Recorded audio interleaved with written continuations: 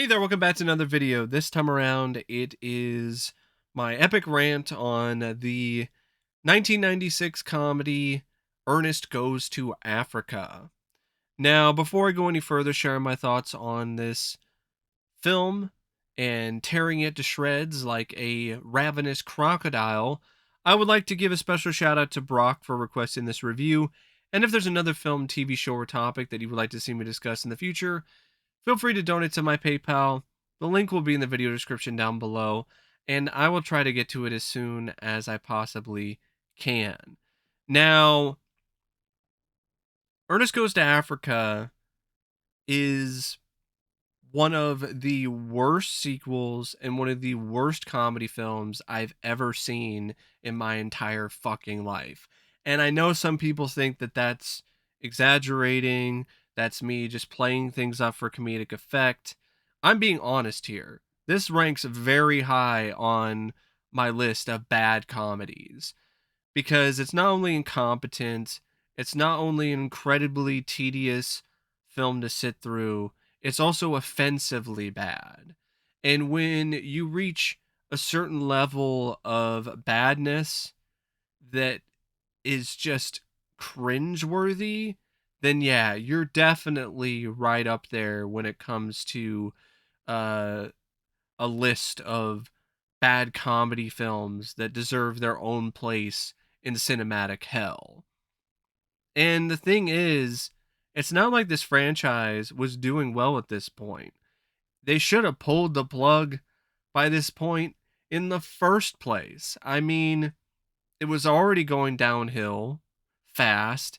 It was the quality of these films was falling like a rock dropped from a skyscraper or Mount Kilimanjaro. And it was just one of those films where it just wasn't needed. It was one of those films where everyone involved with it should have thought twice before they decided to start shooting this thing. They should have looked at it and looked at the concept in particular and been like, yeah, maybe we shouldn't do this. I know we're shooting in location in South Africa, but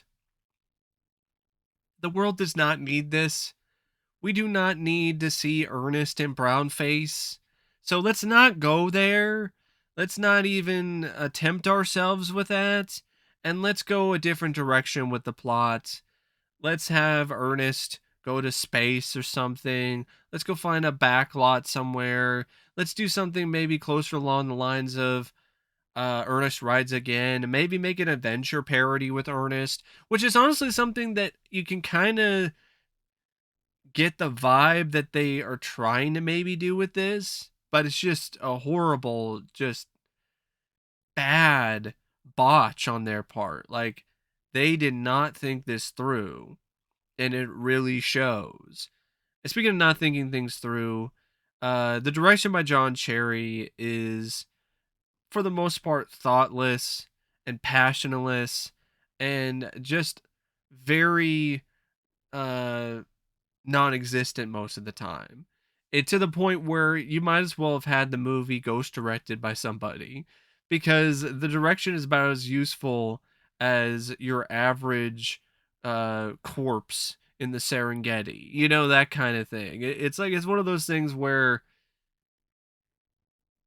you just do not get consistently good or quality directing from this film. You get direction that's just as boring and tedious as the film itself. You get directing by John Cherry that doesn't match the energy that Jim Varney is desperately trying to bring to the film. There are numerous scenes in the film that feature chases and pratfalls and bits of action, but they're shot in ways that are just so lifeless and lethargic that none of it really translates that well on screen. And there's not a lot of creativity or anything. There's not a lot of effort in when it comes to the direction. It really is something where the director might as well have been comatose when it comes to this production because that's the amount of effort that the director is bringing to the film. And at this point, I really do feel that John Cherry was, in some ways, just tired of doing Ernest movies. And this is what you get. This is the end result. You get a director who's at the end of their rope. They're tired. They're worn out. They are also getting up there in age, and they just start going through the motions and getting lazy and lackadaisical, and this is what you get. And I think maybe if the concept was a little bit better, if there was something about the movie other than just Ernest in Africa that was appealing to John or to other people in the production, that I think you might have gotten more from this film. Also, the fact that it's an unbelievably low budget production that doesn't really help. But still, like, this direction is not even passable. Like, this is a fail. And speaking of fails, the screenplay is arguably an even bigger failure than the direction. And John Cherry is also to blame for that because he wrote this film. And the reason why I say that is because the screenplay for this movie is really where the film becomes offensively bad. And it starts out with the concept, the main plot, involving Ernest going to Africa to save this girl that he's got a crush on and stay one step ahead of these ruthless jewel thieves.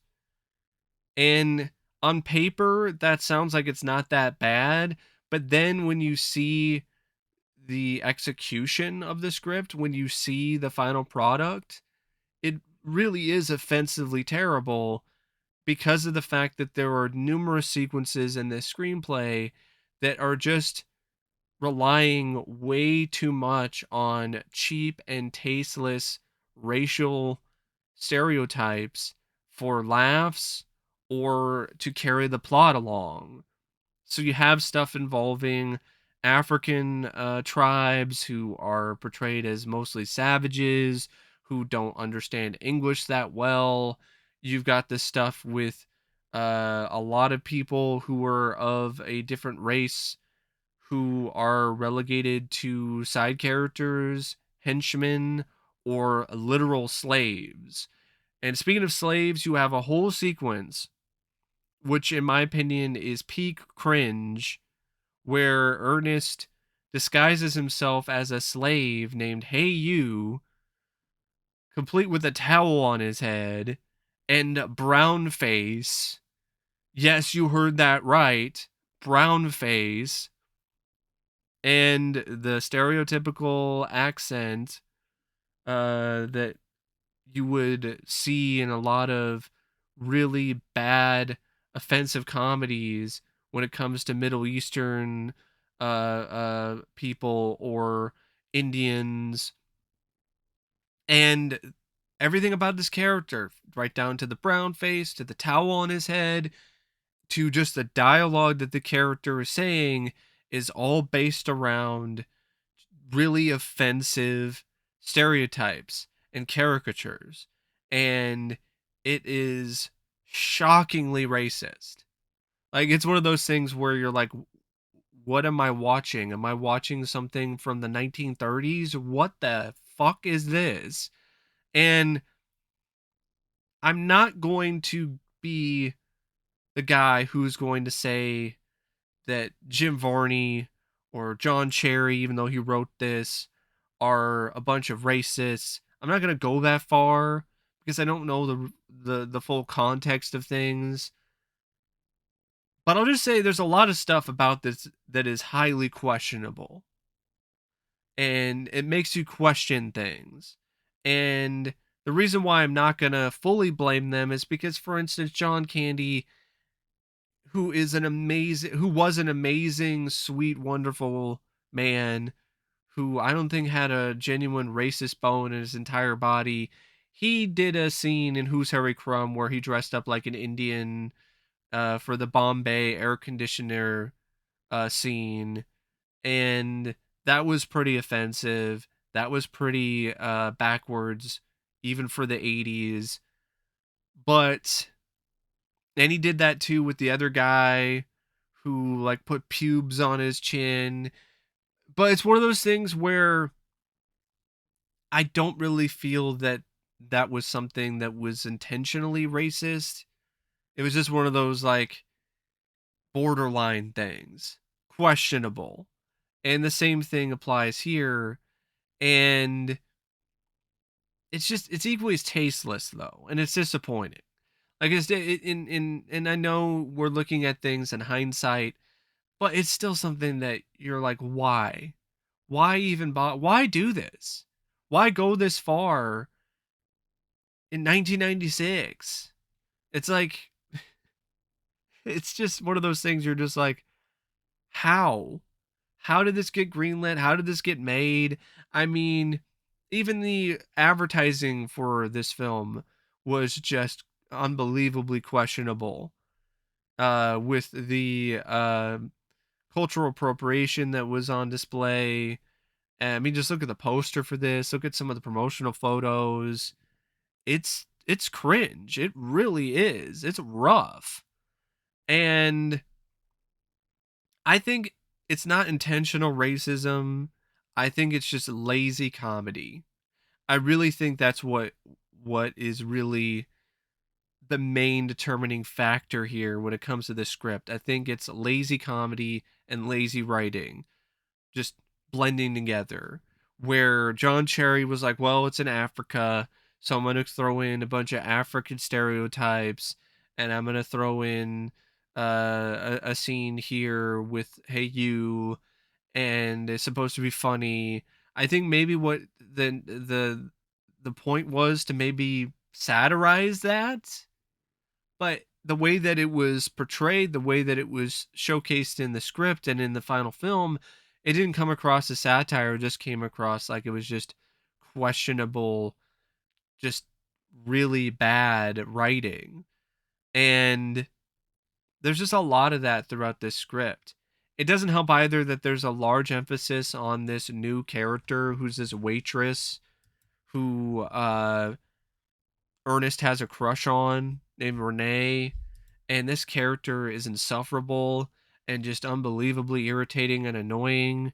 It doesn't help that you already have Ernest, who is at his peak here in terms of his annoyingness. Then you couple that with this waitress character who's just as annoying, and it's just a duo that is just absolutely dreadful. It really is. And then you just have a lot of tonal issues too, because you have a lot of stuff involving this movie that deals with these ruthless thieves, and the way that they're written is they're just like your typical bad guys you would see in like an Indiana Jones knockoff, but they don't really have the same sort of approach that you would normally see with an Ernest film in terms of the villains. They're a little too mean spirited. They're a little too mean. Because there's like this whole stuff with this other guy who's literally using a rhino to decapitate people, and it just feels like it doesn't mesh with Ernest, or like the scene where this guy gets killed by a bunch of snakes in a limo, which that scene deserves to be mentioned as well because there's a line of dialogue that mentions a cobra, and in the same scene it is clearly a python. Like that's just another example of how incompetent and bad this movie is. Can't even get that right. Like, oh, you couldn't afford the cobra for the shoot? I'm pretty sure there's some snake wranglers who would allow you to use a cobra, but or just change the dialogue. You could do it on the set that day when you started shooting. You could just change the dialogue to snake. Doesn't have to specifically be a cobra. I mean, it's such a cheap production. There are scenes where Ernest like falls into a river and you literally just see a little bit of water that flies up at the camera, which is clearly being done with a bucket off screen. Like it's that kind of movie. And there's just a lot of stuff in this that is just very poorly handled, bad in numerous ways. There are multiple sequences that are like involve like a chase of some kind, but they're overlong and they're boring and they're not exciting. They're not thrilling. There's this whole thing with these diamonds that were stolen from the African tribe, and the importance of them is never really expanded upon. I guess they mean something to the tribe, but we don't know what it means. We're supposed to just assume that they're important and valuable because of the fact that they're diamonds, and that's about it. And there's even like a whole climax involving Ernest getting involved in a fight with the bad guy, and that just reminds you of better Ernest movies. At this point, it's just recycling Ernest plots and moments from the other films in the series, because that just reminds you of the ending of Ernest Goes to Camp. And that's a much better movie than this is. So there are numerous predictable beats when it comes to this script, and there's numerous lazy beats, and then there's Xeroxing going on, where it's copying elements from the other films in the series. It's just really gotten stale at this point, and the script is just absolutely putrid because it just stinks. It reeks of day old elephant dung. Like it really does. And it's too bad because there are lines here and there that are making little jabs or references to other adventure movies. And so it just seems like there was a huge missed opportunity here when it comes to making a film in the style of Ernest Scared Stupid, but as an adventure movie with Ernest as like Illinois Smith or something, or maybe there really is a real Illinois Smith and Ernest is tagging along with a guy and driving him nuts, and they have to find a way to work together to stop the bad guys from obtaining an artifact, something like that. That would have been fun. I know they didn't have a lot to work with in terms of a budget, but I think you could still do something like that with a low budget, because look at all the fan films that Indiana Jones fans have done throughout the years. So you could do something like that with a low budget. I mean, could be something along the lines of King Solomon's Mines with Richard Chamberlain, but as a comedy, a wacky comedy version of that. Because I believe that also took place in Africa. But instead, you just get very lazy, very low rent, very low effort script that is, for the most part, just bad in usual ways, but then there are other ways that it's bad in that are just mean spirited and genuinely offensive. And I'm not necessarily Mr. PC police.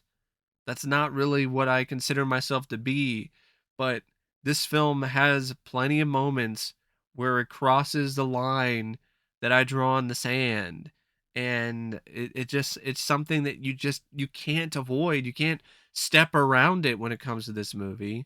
It's pretty much baked into the entire plot of it, and there's just a lot of moments in this where you're just left stunned because you're just like, how? How, in what way was this considered acceptable in 1996? Let alone any time at any period. It's really something that eclipses your usual level of bad when it comes to a script when you have elements like this. It just creates a screenplay that is just stupendously shit in ways that aren't typical, that aren't common.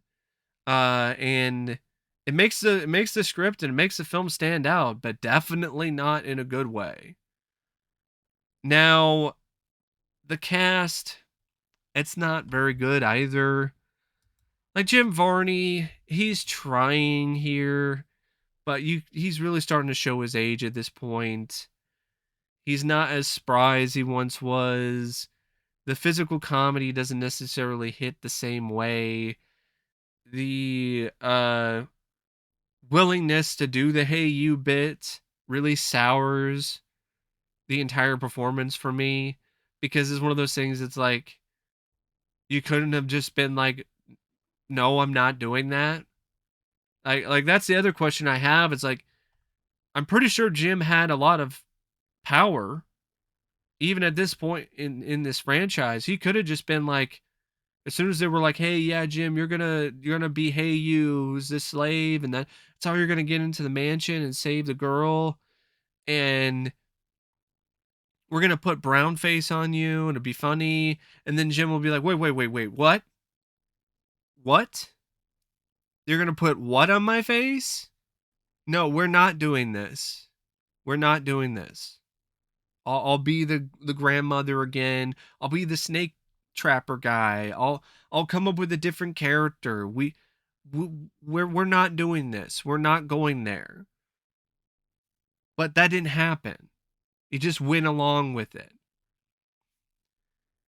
But that just seemed like that was kind of this whole movie. He just went along with all of these things. He went along with the questionable promo shoots. He went along with all of this. He went along with the idea. He went along with the title. It was just a bad idea, bad call, bad form from the very beginning.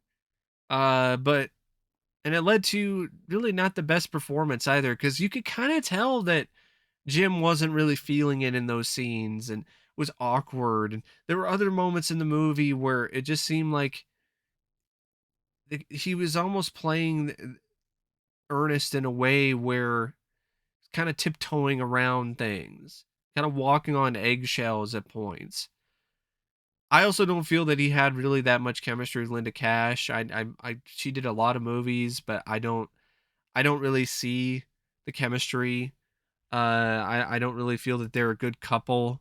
Linda Cash, I don't think is that great of an actress either. She's definitely not Cash Money when it comes to acting. Jamie Bartlett is as Mr. Thompson.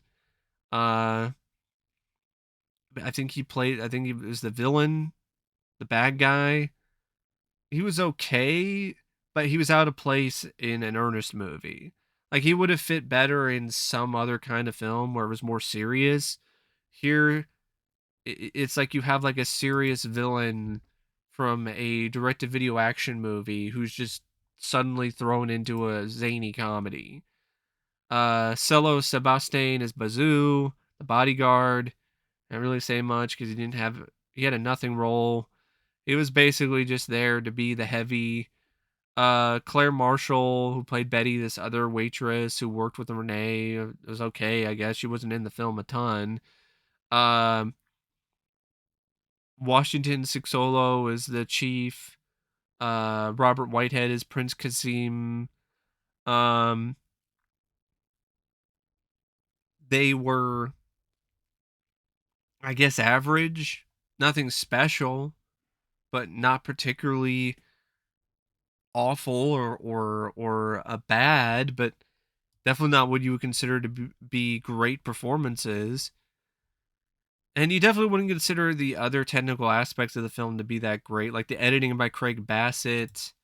Uh, there's a lot of scenes in this that drag way too much, and I think in large part is due to the editing. The editing could have done something to maybe make things a little bit more uh, lively, make things have a little bit more momentum from scene to scene, but you don't get that. There's also a lot of moments where there is stock footage of like the African wild and animals on the African plains that is just very obviously cut in, and it's cut in the film in a way where it's not always seamless. It's not really creative either or interesting. So a lot of it's just very just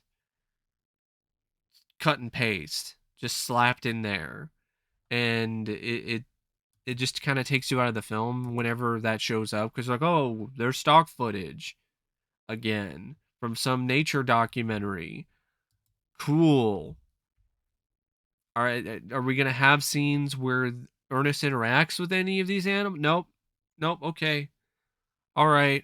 We'll have this one scene that looked like a cutscene out of a old Disney cartoon, where Ernest will try to go into the bushes and get some firewood, and he'll look into the forest, and you'll see a bunch of bright, uh, colorful, cartoony eyes looking out at him. And I'm like, what? Did I flip the channel and now I'm watching Alice in Wonderland from Disney? Like, what is going on here?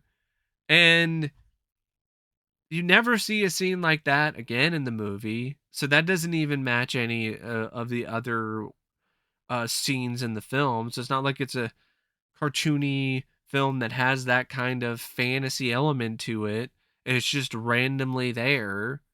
And that's the case for a lot of the film. And there's just a lot of random cuts and just a lot of just stuff that just happens. And there's really not of a lot of there's not a lot of investment in any of it. Like, you don't care about Ernest losing his job at the beginning where he's working as a mechanic. You don't care about the stuff where he goes to Africa and tries to, I guess, fend off the bad guys and save Renee and return the eyes of a goalie back to the African tribe. You don't care whether or not he or Renee get eaten by the tribe's people. There's no reason to care about anything.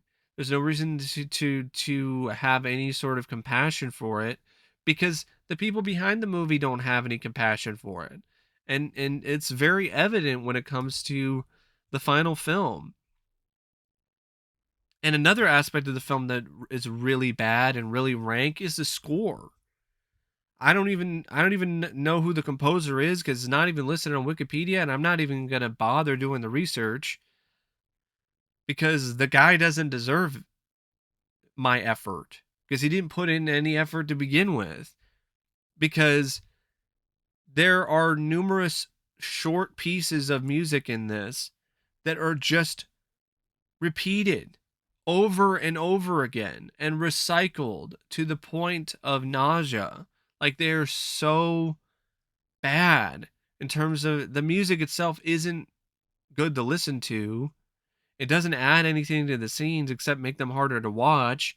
And to make matters worse, you just keep hearing the same fucking two bits of the musical score on a loop throughout the movie. So yeah, this film is just terrible. It's just obnoxious, and when it's not obnoxious, it's offensive or it's just boring. So yeah, I definitely do not recommend this film unless you're a fan of torture. And I don't get why it even gets a 4.4 on IMDb, like it, or a 21% in Rotten Tomatoes. It should get a 0% and a one, and that's just for Jim Varney trying, because there's nothing else of substance or quality when it comes to this film. But anyway, thank you for watching my rant on Ernest Goes to Africa, and until next time, I'll see you later. See ya.